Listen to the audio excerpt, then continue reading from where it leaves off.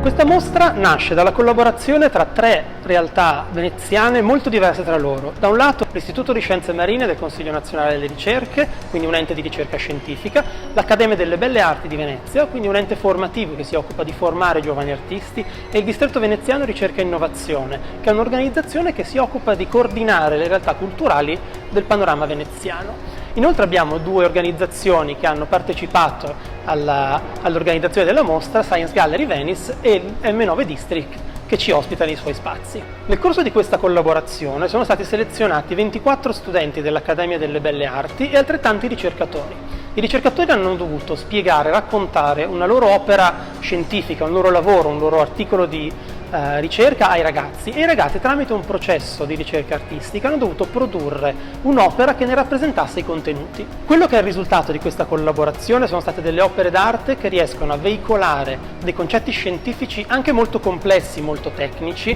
con un linguaggio molto più accessibile, con un linguaggio emotivo che riesce a far passare il messaggio scientifico in una maniera molto più diretta anche a quelli che non sono addetti ai lavori.